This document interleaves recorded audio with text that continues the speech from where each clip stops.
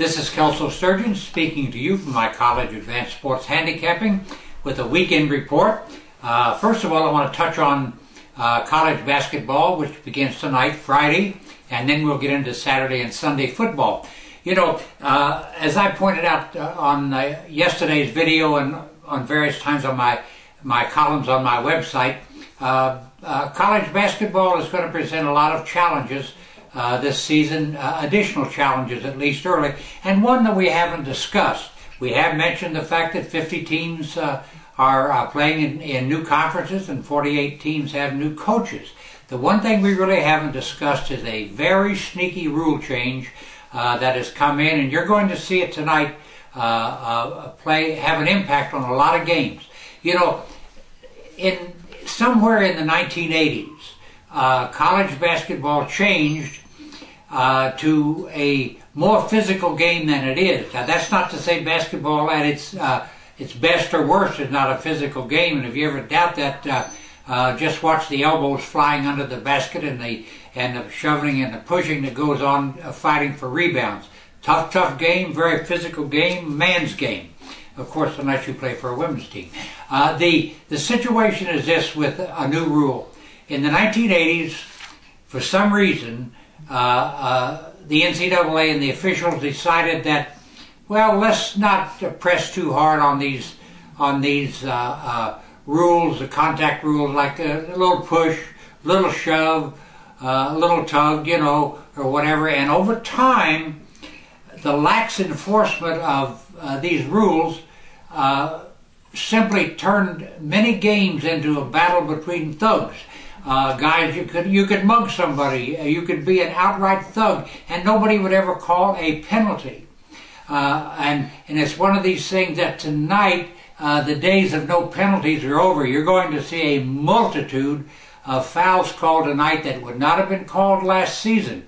The hand check is almost out, the push is almost out, the shove is almost out, and those who only know how to play in a very thuggish, brutish manner are going to foul out early. Now, the single impact of this is just twofold. Number one, you're going to see more free throws shot, I mean a lot more, which is going to slow down the pace of a game, and you're going to see more scoring. Last season, an average, each college team averaged 67.5 points per game, the lowest figure since the 1980s. You're going to see that figure start to go up tonight as players adjust and realize that they can't get away with what they did in the past. So just keep in mind, as you bet the college season, and we'll have college basketball games almost every day or night right through March Madness. Tonight I'm launching my basketball services in the colleges with a 50-unit play for my personal best club, 25-unit play for my chairman's club, and 2 games, a 15-unit play and a 5-unit play for my best bets club.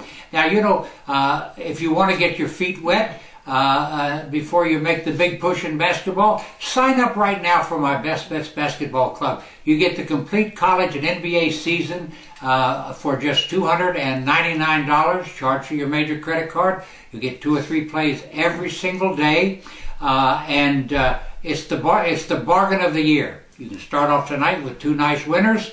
Get on board. My Best Bets Basketball Club, $299 for the entire season, charged to your major credit card. Now, let's move into football for a moment here, college football. We've reached a point in the colleges where teams are really at the end of the line if they haven't qualified for a bowl game or if they're battling for a conference championship. So that should be a factor that you take into consideration tonight when or on Saturday when you start betting. The incentive-driven teams are going to have a little bit of an edge. I realize it takes talent to combine with incentive to get it done, but you know, these teams that are in games where maybe the matchup is a little bit uneven, they're going to pour on the put the pedal to the metal and pour it on. They're not going to back up from anybody. Teams that need to number one qualify for a bowl game, you need 6 wins to do that, or fighting for a conference championship, or even battling for a shot for a BCS Bowl and in some cases a BCS championship. These teams are going to be incentive driven and they're going to go about their business. Now I want to go into a little bit about where the money has gone today, in the weekend games. And by the way, I forgot to say, in college basketball, the big money play tonight is Loyola Marymount over Grand Canyon. This game's being played in San Diego on a neutral floor in a tournament. So much money is showed for Loyola Marymount. The number has gone up from 9.5 to 12.5, and it looks like it's going to keep right on running. Just something to keep in mind. Now, the money is shown in some strange spots in college basketball. In college football on Saturday. First of all, the money is showed on Army against Western Kentucky. That game has been bet down from Western -7 to Western -5.5. The money is showed on Virginia against North Carolina, and of course North Carolina is without its starting quarterback. And by the way, the college injury report is in the column appearing on the same website right now. You can get all the injuries right there. But this game started out at 14.5. North Carolina down to 13 because of the absence of the North Carolina quarterback. But that's not all. Texas San Antonio is getting big play against Tulane. Texas San Antonio is at home, has moved from being a 7.5-point favorite to a 9-point favorite. Wyoming is getting solid play against undefeated Fresno State. This game is in Laramie.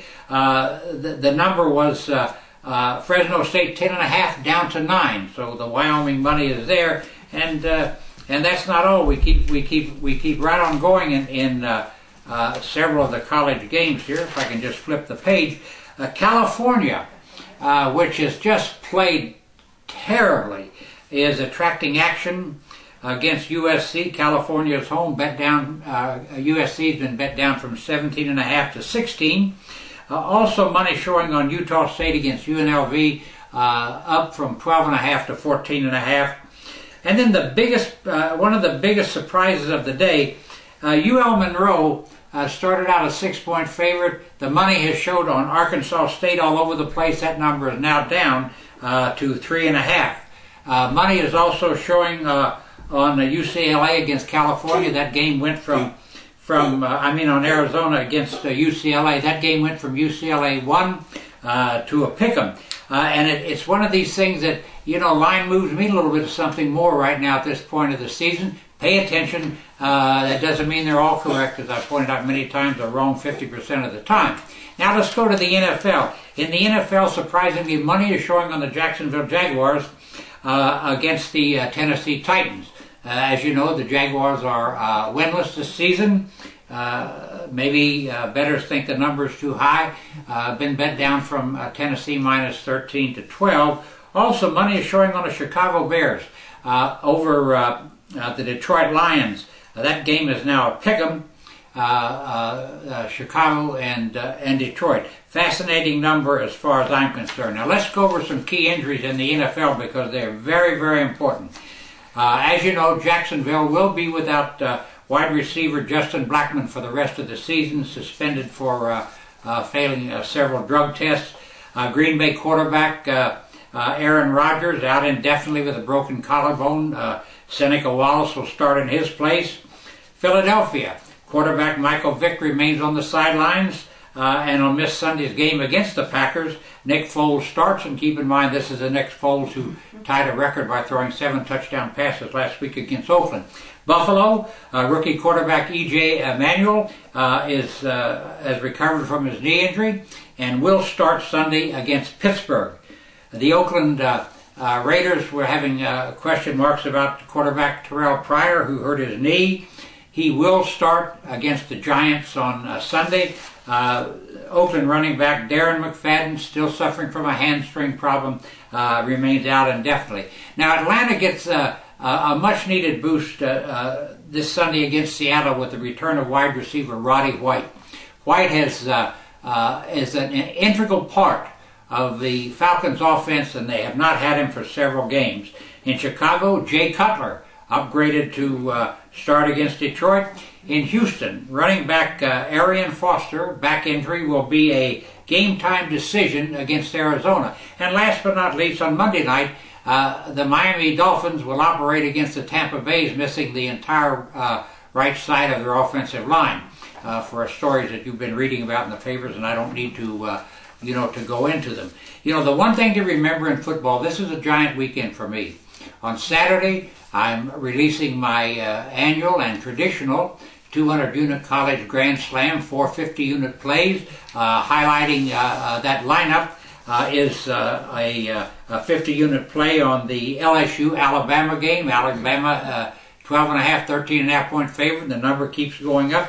The other three games, all at 50 units in the Grand Slam, are Nebraska at Michigan, Virginia Tech at Miami, and by the way, Miami's starting running back is out for the season, and then that game UCLA at Arizona, where the money's showing on the Arizona side. So the 4 teams in the Grand Slam, all 50-unit plays, Alabama at LSU, Nebraska at Michigan, Virginia Tech at Miami, and UCLA at Arizona. Also, on Saturday, going for my 5th consecutive 100-unit college football game of the week winner, and I certainly do intend to get it.